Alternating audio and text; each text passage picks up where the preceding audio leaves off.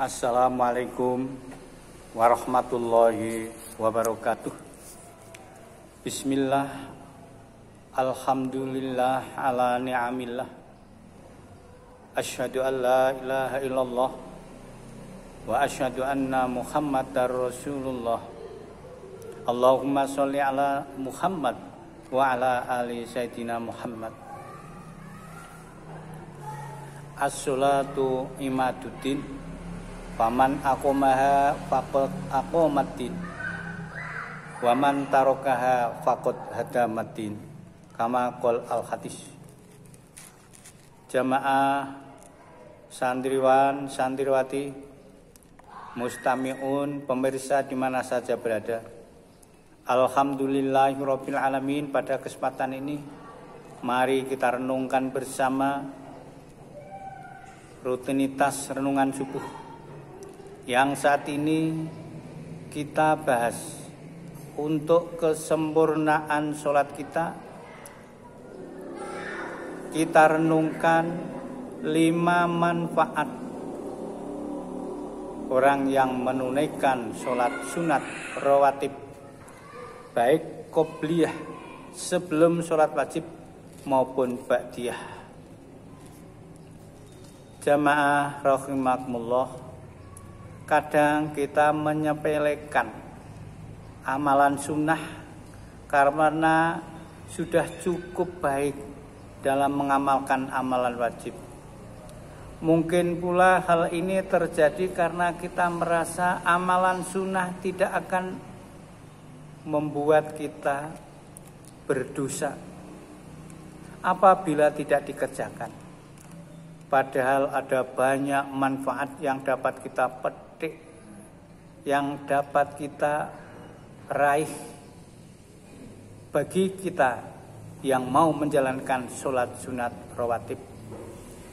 Ternyata membawa banyak sekali manfaat bagi orang yang mengerjakan. Antara lain, saya akan menyebutkan 5 macam yang sebetulnya banyak.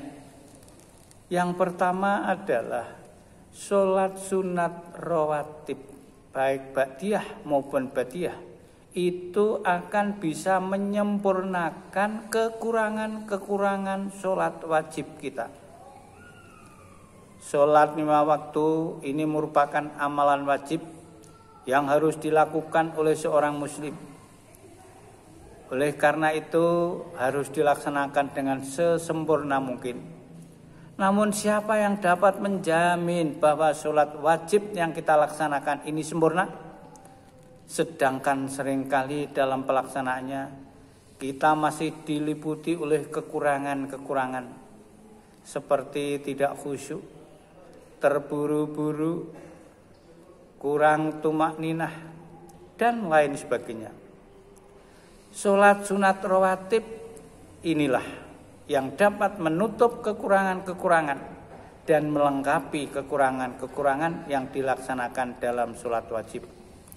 Ini berdasarkan hadis Ibnu Majah yang diriwayatkan Ibnu Majah, Abu Dawud, dan An-Nasai. Yang intinya Abi Hurairah berkata, aku pernah mendengar Rasulullah SAW bersabda, sesungguhnya amalan yang pertama kali dihitung dari seseorang muslim besok dari kiamat adalah sholat. Apabila nilai sholat wajibnya sempurna, maka sempurna pula balasannya. Namun apabila tidak sempurna, maka dikatakan, lihatlah apakah orang ini memiliki perhitungan sholat sunnah. Apabila ia memiliki perhitungan sholat sunat, maka kekurangan pada sholat wajibnya akan disempurnakan oleh sholat sunatnya. Selanjutnya berlaku demikian pada seluruh amalan ibadah wajib lainnya. Baik itu puasa, apakah punya misalnya sholat puasanya Ramadan yang wajib tidak sempurna, apakah punya puasa-puasa sunat? Hadis riwayat Ibnu Majah, Abu Dawud, An-Nasai. dan Imam Tirmidzi menyatakan sahih, atau ini hadis ini dinyatakan sahih oleh Albani rahimahullah. Mengingat beberapa penting urgensi mengamalkan sholat wajib dan bagaimana sholat sunat rawatib mampu menyempurnakan kekurangan tersebut, maka hendaklah mulai saat ini manfaatkan kesempatan yang kita miliki untuk menunaikan sholat sunat rawatib. Yang kedua, Allah akan membuatkan istana di surga. Hal ini berdasarkan hadis Rasul Muhammad SAW yang artinya antara lain, tidaklah seorang hamba yang muslim melakukan sholat sunnah 12 rakaat karena Allah pada setiap harinya, melainkan Allah membangunkan baginya sebuah rumah istana di surga. Kemudian Ummu Habibah radhiyallahu anha berkata, setelah itu atau mendengar hadis ini, aku tidak pernah lagi meninggalkan sholat sunat rawatib. Hadis riwayat Muslim, hadis yang nomor 728.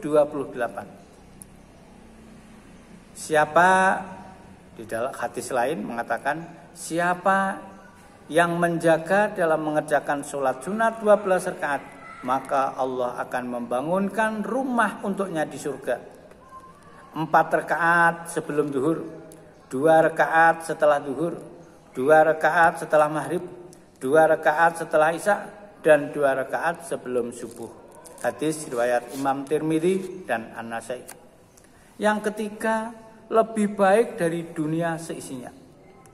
Ini yang dimaksud lebih baik antara lain adalah sholat sunat rawatib sebelum subuh, atau kita kenal dengan sholat fajar. Hal ini berdasarkan hadis yang artinya, dari semua sholat sunnah, tak ada sholat sunnah yang paling Nabi jaga, seperti halnya Nabi menjaga untuk tidak meninggalkan 2 rakaat sholat fajar, yakni 2 rakaat qobliyah subuh. Hadis Sahih Bukhari nomor 1169 dan Sahih Muslim nomor 724. Juga direwatkan oleh Siti Aisyah radhiyallahu anha, Nabi SAW beliau bersabda, 2 rakaat sebelum subuh itu lebih baik daripada dunia dan seisinya. Hadis riwayat Imam Muslim. Yang keempat, mengharamkan dari api neraka. Akhirat menjadi tempat kembali manusia setelah hidup di dunia usai. Terdapat 2 pilihan tempat di akhirat nanti, yaitu surga dan neraka. Neraka merupakan seburuk-buruk tempat kembali yang tentunya kita hindari. Lalu bagaimana cara agar kita terhindar dari api neraka? Yakni rajin melaksanakan sholat sunat sebelum dan sesudah sholat zuhur. Rajin melaksanakan sebelum dan sudah sholat zuhur.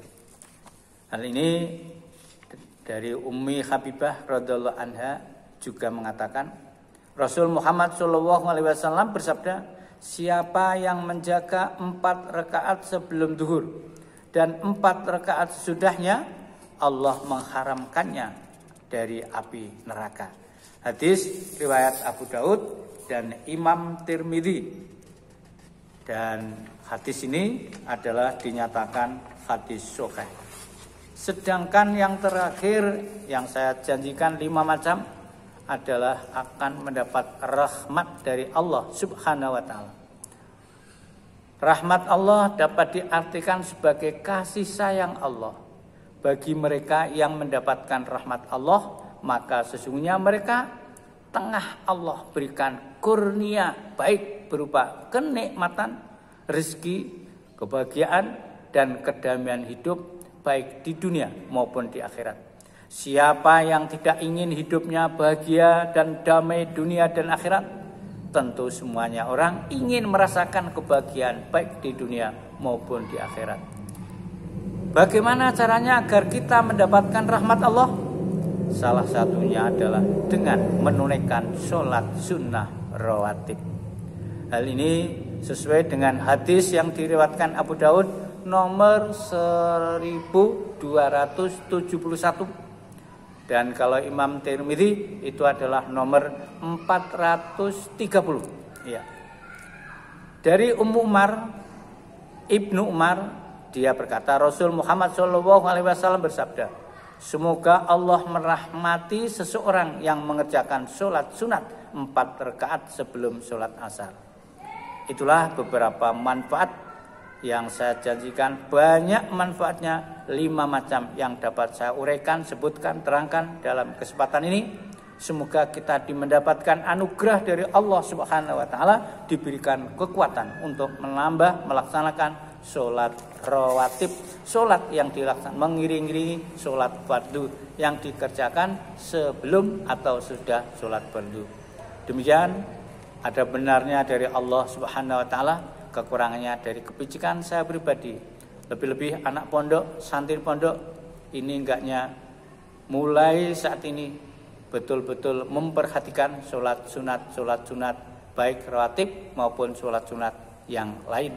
Semoga kurnia Allah selalu dilimpahkan kepada kita bersama. Amin amin ya rabbal alamin. Wallahu muwaffiq ila aqwamit thoriq. Wassalamualaikum warahmatullahi wabarakatuh.